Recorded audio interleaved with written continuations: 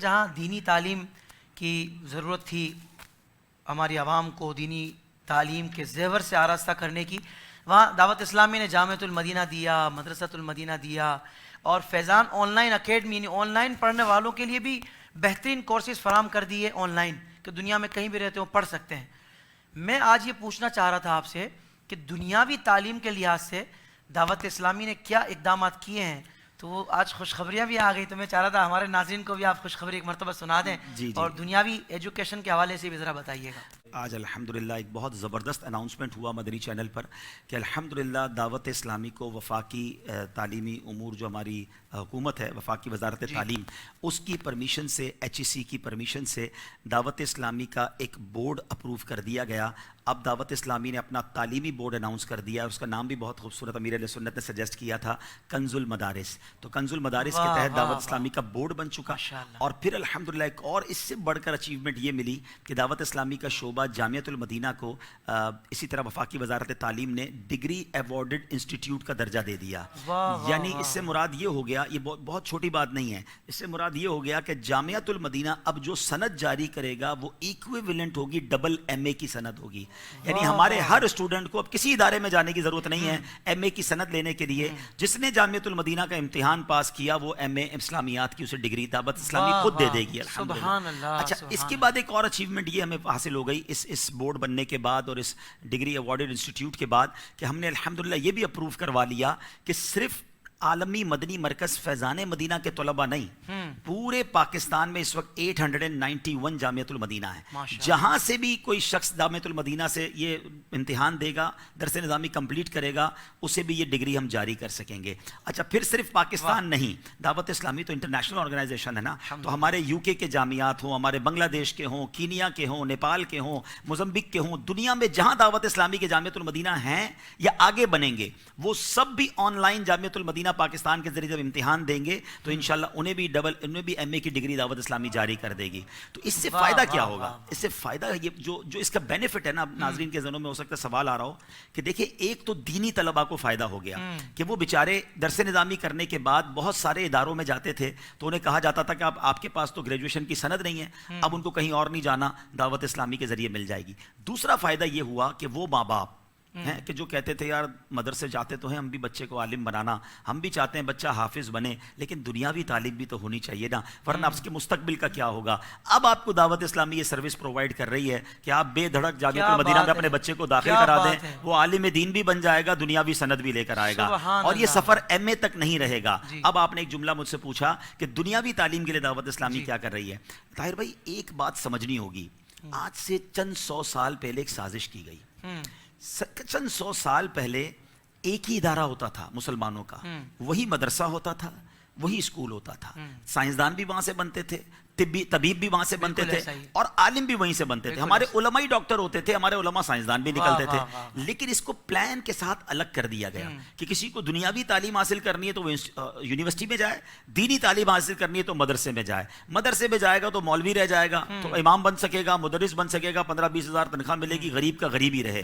دنیاوی تعلیم اگر ڈاکٹر بننا ہے، انجینئر بننا ہے، پی ایچ ڈی حاصل کرنی ہے تو یونیورسٹی میں جاؤ، بے شک ادھر جا کے کئی لوگ دین سے بھی دور ہو گئے۔ اب یہ گیپ کر دیا گیا، اب اس گیپ کو کور کیسے کرنا ہے، جو گیپ پہلے نہیں تھا۔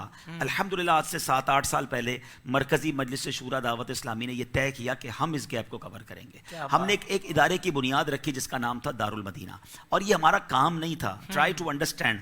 ہم نہ چینل چلانے کے ایکسپرٹ لوگ تھے، نہ اسکول چلانے کے ایکسپرٹ لوگ تھے، نہ سوشل میڈیا کو جانتے تھے۔ یہ فیضان امیر اہل سنت دیکھیں، جو آپ نے ایک جملہ کہا کہ دعوت اسلامی جہاں آتی ہے اپنی لائن خود بنا لیتی ہے، یہ نظر آتا ہے کہ یہ کیسا فیضان ہے کہ وہ لوگ جو ایکسپیرینس نہیں رکھتے تھے، جس میدان میں آتے ہیں اللہ وہ مدد ڈال دیتا ہے، بہت ترقی ملنا شروع ہو جاتی ہے، وہ مثالی بن جاتا ہے۔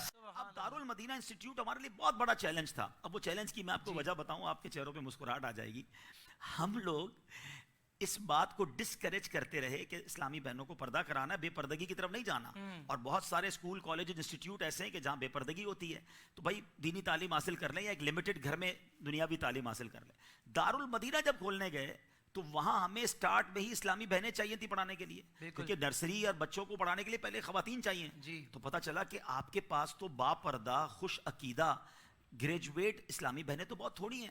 اچھا جو ملتی تھی وہ باپردہ نہیں ہوتی تھی یا دینی ذہن نہیں ہوتا تھا. یہ بڑا چیلنج تھا ہمارے لیے. پھر ہم نے اپنے کورسز کروائے, ان اسلامی بہنوں کو ہائر کیا.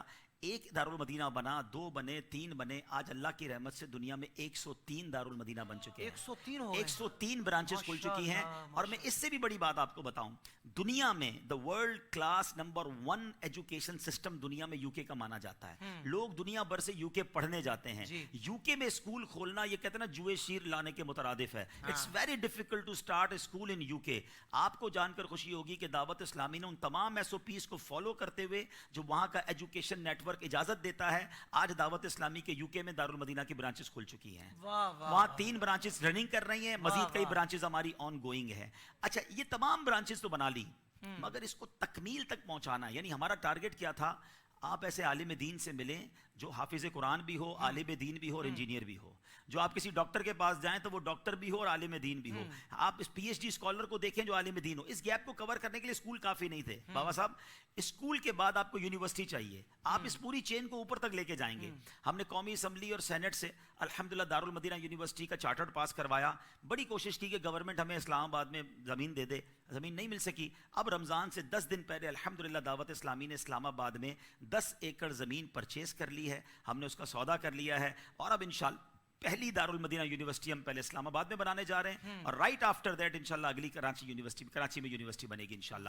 تو انشاءاللہ اب دنیا بھر کے عاشقان رسول کے لیے خوشخبری ہے کہ اگر آپ اپنے بچے کو عالم بھی بنانا چاہتے ہیں, ڈاکٹر بھی بنانا چاہتے ہیں, حافظ بھی بنانا چاہتے ہیں یا انجینئر بنانا چاہتے ہیں, تو پھر اس سے اچھا انسٹیٹیوٹ کون سا ہوگا. بیٹا جنت بھی کما کر لائے گا انشاءاللہ, اور دنیا بھی کما کر لائے گا انشاءاللہ. اللہ اکبر, اللہ اکبر, کیا اچیومنٹس ہے دعوت اسلامی کی. اللہ تعالیٰ میرے مرشد کا سایہ سلامت رکھے.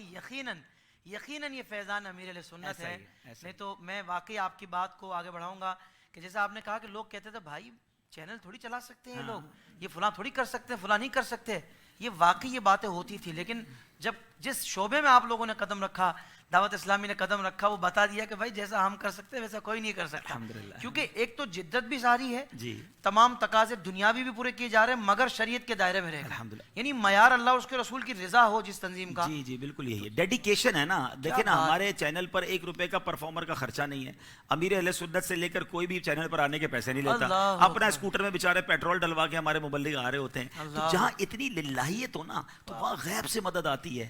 یقیناً ہم ایکسپیرینس نہیں ہے, ہم تو خود کہتے ہیں ہم ایکسپیرینس نہیں ہے, لیکن دنیا اگر پسند کر رہی ہے اور دنیا کہہ رہی ہے کہ واقعی آپ کا چینل یا آپ کا فلاں شعبہ ترقی کر رہا ہے, تو یہ وہی ہم سنتے ہیں کہ اگر اخلاص شامل ہو, للہیت ہو, اللہ پاک اس کام میں برکت ڈال دیتا ہے. مجھے آئی صاحب والد صاحب جو ہے نا, وہ جب دیکھتے ہیں نا بہت سارے ہمارے اداروں میں کرپشن بھی بہت زیادہ ہوتی ہے, اور مطلب معاملات اتنے زیادہ خراب بظاہر نظر آتے ہیں کہ ہم بولتے ہیں یار یہ صحیح کیسے ہوگا. پر ابو ہمیشہ ایک بات کہتے ہیں, بیٹا فکر نہیں کر, دعوت اسلامی جس طرح کام کر رہی ہے نا ہر طریقے سے, دنیاوی ایجوکیشن, پھر جس طرح اب یہی بندے سارے پڑھ کے نا تمام اداروں میں پہنچیں گے, اور مدنی انقلاب ایسے ہی آئے گا انشاءاللہ. تبھی جا کے ایسا چینج. بہت سارے لوگ ہمیں کہتے ہیں کہ آپ سیاست میں کیوں نہیں آتے, یا آپ جناب کیوں یہ حکومت کے اندر آ کر اس معاملے کو ٹھیک نہیں کرتے. تو امیر علیہ سنت کا بڑا پیارا ایک جملہ ہوتا ہے کہ حکومت تو چند سالوں کی ہے نا, اگر آپ کسی بھی پارٹی میں آ جائیں تو باقی ساری پارٹیاں آپ کی اپوزیشن ہو گئی.